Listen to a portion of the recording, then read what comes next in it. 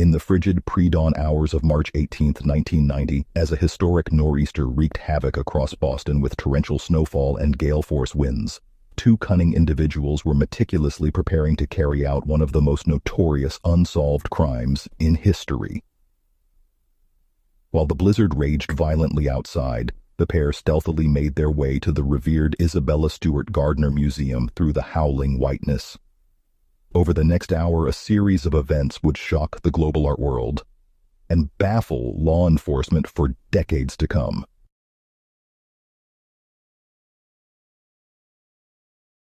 The majestic Gardner Museum housed one of the most exquisite privately amassed ensembles of art in existence. Constructed in the 1890s according to the vision of pioneering Bostonian heiress Isabella Stewart Gardner, the museum was designed as her personal gallery, contained within a sumptuous Venetian-style palazzo.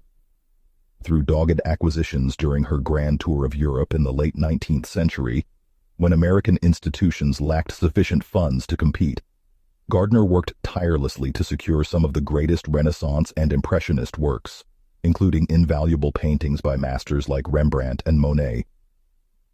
After donating her renowned collection and the regal property to the city of Boston upon her death in 1924, the Gardner Museum became a beloved flagship of the city's cultural heritage. Its priceless artwork was displayed amid luxurious paneled halls resembling a historic villa transported to the Boston skyline.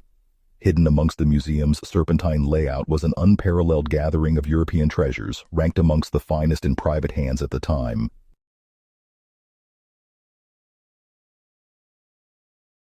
Few could envision this hidden trove of artistic patrimony becoming the target of what has since become the biggest art heist in modern history.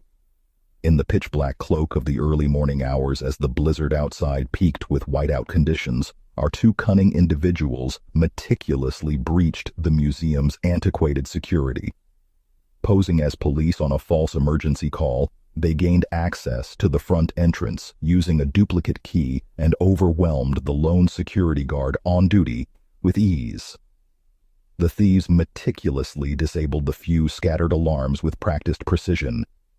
Within a mere 13 minutes, their movements caught on grainy surveillance footage. Wielding precision-cutting tools, they then strategically sliced pre-selected masterworks directly from their frames.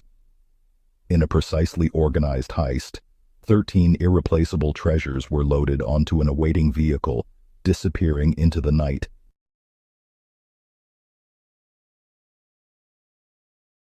When staff arrived at the usual opening time of 9 a.m. after roads had been cleared, the catastrophic discovery was made that shook Boston's cultural world to its foundations. As a result, the FBI launched its most massive investigation ever, codenamed Operation Abbey, mobilizing over 150 agents nationwide and following over 2,000 substantial leads across the globe. A historic $5 million reward was offered for information, leading to convictions or recoveries with worldwide publicity.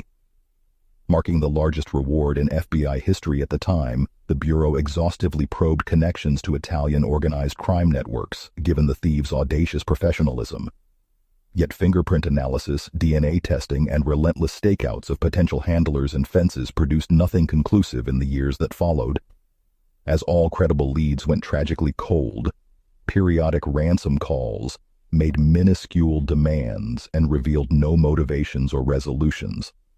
No underground activity or signs of the purloined masterworks surfaced legitimately in the art market either.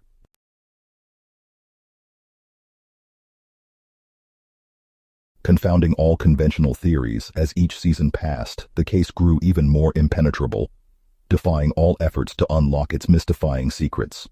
Unconfirmed reports emerged of pieces being quietly sold off or destroyed, yet those fragmentary clues dissolved as nebulously as the paintings themselves into the shadows of criminality. New DNA testing in 2010 on latent fingerprints found on an old drinking glass revived hopes of a breakthrough, even as analysts couldn't confirm whether they belonged to the thieves or other visitors in the decades since. No tenuous leads yielded answers to the case's eternal question.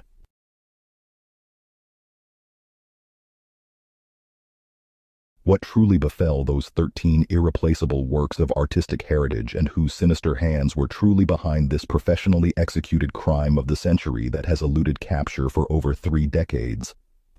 Theories of vengeful insiders collaborating with figures embedded in Boston's underworld proliferated without evidence.